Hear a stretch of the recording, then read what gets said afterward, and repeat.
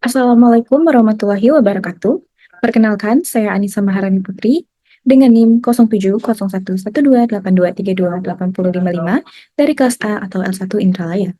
Video ini dibuat untuk memenuhi tugas ujian akhir semester ganjil mata kuliah Sistem Hukum Indonesia dengan dosen pengampu Bapak Ar-Rahman Syafebri, SIP, MSI. Di sini saya mengambil tema mengenai hukum pidana. Baik, tanpa berlama-lama, langsung saja masuk ke dalam topik pembahasan. Pada contoh kasus hukum pidana ini, saya mengambil judul mengenai mencuri 3 buah kakao, Nenek Mina dihukum 1 bulan 15 hari. Namun sebelum masuk ke dalam contoh kasusnya, di sini saya akan menjelaskan sedikit mengenai hukum pidana.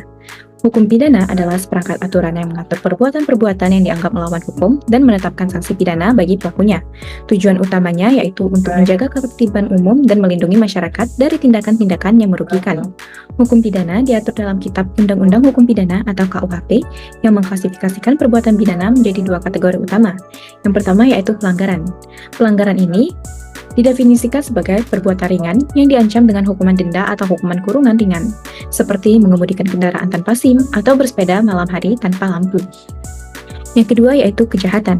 Kejahatan adalah perbuatan serius yang mengancam keselamatan atau kesejahteraan masyarakat seperti pembunuhan, pencurian, dan pemerkosaan.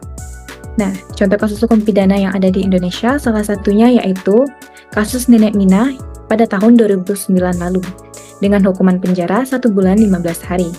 Kasus Nenek Mina ini melibatkan seorang petani berusia 55 tahun yang dituduh mencuri 3 biji kakao milik PT Rumpun Sari Antan saat memanen kedelai di lahannya. Kasus ini tentunya menimbulkan perdebatan mengenai penerapan hukum dan nilai-nilai keadilan. Sedikit mengenai kasus Nenek Mina. Pada 19 November 2009, di Banyumas, Jawa Tengah, sebuah kasus yang menyentuh hati banyak orang terjadi, yang melibatkan seorang wanita lanjut usia bernama Nenek Mina.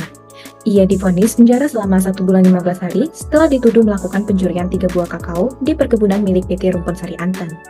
Kasus ini tentunya menarik perhatian publik dan juga menjadi bahan perdebatan hukum. Karena meskipun tindakan yang dilakukan oleh Nenek Mina tergolong ringan, namun hukuman yang dijatuhkan cukup berat mengingat faktor usia dan kondisi sosial ekonomi tersangka. Proses persidangan pun berlangsung penuh drama, dengan Ketua Majelis Hakim, Musli Bambang Lukmono, yang terharu dan bahkan menangis saat membacakan vonis terhadap Nenek Mina.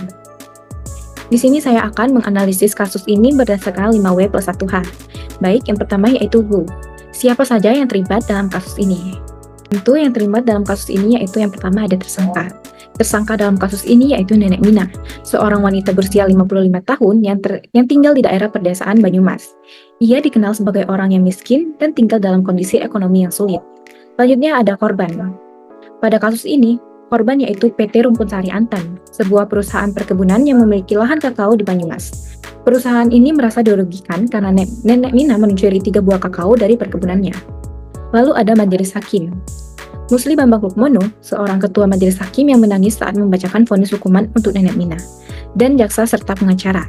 Jaksa penuntut umum yang menuntut hukuman bagi Nenek Mina, dan seorang pengacara yang membela Nenek Mina dengan alasan kemiskinan dan kebutuhan mendesak yang melatar belakangi dari perbuatannya. Yang kedua ada what. Apa yang terjadi dari kasus ini?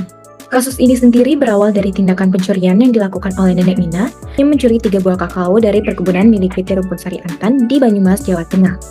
Meskipun nilai dari 3 buah kakao tersebut tidak besar, tindakan pencurian ini membuat Nenek Mina dijerat dengan hukum pidana.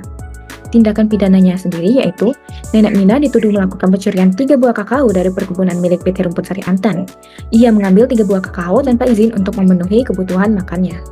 Nah, proses hukum dari tindakan ini yaitu Nenek Mina didakwa berdasarkan pasal 362 Kitab Undang-Undang Hukum Pidana atau KUHP tentang pencurian, yang mengatur bahwa siapa saja yang dengan sengaja mengambil barang milik orang lain tanpa izin akan mendapatkan hukuman. Yang ketiga yaitu when. Kapan kejadian dari kasus ini terjadi? Jadi, kejadian pencurian ini terjadi pada November tahun 2009, dan proses persidangan ini berlangsung setelah kejadian tersebut. Vonis terhadap Nenek Mina dibacakan pada 19 November tahun 2009. Kasus ini menjadi sorotan karena pertimbangan kemanusiaan yang muncul selama proses persidangan, yang sangat dramatis, terutama saat majelis hakim menangis. Yang keempat ada where, di mana kejadian ini berlangsung. Tempat kejadian pada kasus ini yaitu, kejadian pencurian ini terjadi di perkebunan PT Rumpun Sari Antan, sebuah perusahaan perkebunan kakao yang terletak di Banyumas, Jawa Tengah. Sedangkan untuk sidang pengadilannya, proses hukum ini berlangsung di Pengadilan Negeri Banyumas, tempat di mana Nenek Mina ini diadili. Yang kelima ada why. Mengapa kejadian ini dapat terjadi? Jadi, motif pencurian ini didorong oleh kondisi ekonomi dan sosial Nenek Mina. Pada saat itu, ia dalam keadaan kesulitan ekonomi. Nenek Mina terpaksa untuk melakukan pencurian untuk mendapatkan bahan makan atau mungkin untuk kebutuhan lain yang lebih mendesak. Meskipun nilai kakao yang dicuri sangat kecil dan seharusnya tidak menimbulkan kerugian besar bagi PT Rumpun Sari Antan, namun tindakan ini tetap merupakan pelanggaran hukum yang tidak bisa dibiarkan begitu saja, karena hukum pidana berfungsi untuk menegakkan ketertiban dan keadilan di masyarakat. Yang keenam ada how, atau bagaimana kejadian ini dapat terjadi. Jadi cara pencurian yang dilakukan oleh Nenek Mina yaitu dengan memetik 3 buah kakao di kebun PT Rumpun Sari Antan tanpa izin. Setelah tertangkap oleh petugas keamanan, Nenek Mina pun diserahkan kepada pihak berwajib dan kasus ini dibawa ke pengadilan. Sedangkan untuk proses persidangan ini, Nenek Mina mengakui perbuatannya selama persidangan dan menjelaskan bahwa ia melakukannya untuk bertahan hidup, karena ia tidak punya uang untuk membeli makanan. Pihak pengacara membela dengan alasan kemiskinan, sementara jaksa menuntut sesuai dengan ketentuan hukum yang telah berlaku. Adapun analisis dari putusan hakim berdasarkan barang bukti dan saksi. Untuk barang bukti sendiri, barang bukti utama dalam kasus ini tentunya adalah 3 buah kakao yang dicuri oleh Nenek Mina. Meskipun nilainya sangat kecil, namun berdasarkan hukum pidana, pencurian adalah tindakan yang dapat dikenakan hukuman. Selanjutnya adalah saksi. Saksi dalam kasus ini kemungkinan besar adalah petugas keamanan atau pekerja perkebunan yang melaporkan tindakan pencurian yang dilakukan oleh Nenek Mina. Hasil dari putusan hakim. Putusan yang dijatuhkan hakim yaitu hukuman penjara 1 bulan 15 hari. Ini merupakan keputusan yang sah berdasarkan pasal 362 KUHP tentang pencurian. Meskipun keadaan sosial dan ekonomi Nenek Mina dapat menjadi pertimbangan dalam menjatuhkan hukuman yang lebih ringan, namun pencurian tetap merupakan pelanggaran hukum yang harus diberikan sanksi sesuai dengan ketentuan yang telah berlaku. Namun, sudah tepatkah putusan hakim ini? Ditinjau dari sisi kemanusiaan, banyak yang berpendapat bahwa vonis tersebut cukup berat untuk seorang wanita tua yang tidak memiliki niat jahat atau keinginan untuk merugikan orang lain. Hakim, Muslim Bambang Lukmono sendiri sempat menangis saat membacakan vonis, yang menunjukkan bahwa ia merasa dilema antara menegakkan hukum dan memberikan hukum yang adil dan berperi kemanusiaan. Di sini terdapat 2 perspektif mengenai dari keputusan yang telah diambil oleh hakim. Nah, dari sisi hukum, putusan hakim sudah tepat. Karena tindak pidana pencurian memang harus diproses secara hukum sesuai dengan ketentuan yang telah berlaku. Mengabaikan hukum pidana bisa merusak ketertiban masyarakat secara keseluruhan. Namun, bila ditinjau dari sisi kemanusiaan, banyak pihak yang merasa bahwa hukum pidana ini seharusnya tidak hanya melihat aspek keadilan secara tekstual, tetapi juga dapat mempertimbangkannya melihat dari kondisi sosial dan kemanusiaan pelaku. Apalagi jika pelaku ini merupakan orang yang sudah sangat lanjut usia dan melakukan tindakan pidana karena kesulitan hidup seperti yang dilakukan oleh Nenek Mina.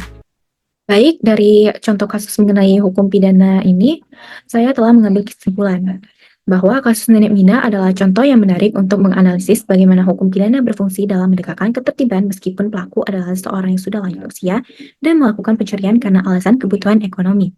Berdasarkan barang bukti, saksi, dan fakta yang terungkap selama persidangan, putusan hakim yang memvonis Nenek Mina dengan penjara 1 bulan 15 hari bisa dianggap tidak tepat dalam konteks keadilan sosial dan kemanusiaan. Mengingat motivasi pencurian yang dilakukan oleh Nenek Mina adalah untuk bertahan hidup.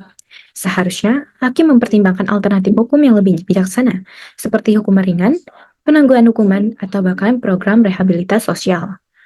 Restoratif justice yang lebih mengutamakan penyelesaian dengan cara yang lebih manusiawi akan lebih tepat untuk kasus semacam ini. Baik, mungkin itu saja dari contoh kasus mengenai hukum pidana yang dapat saya sampaikan.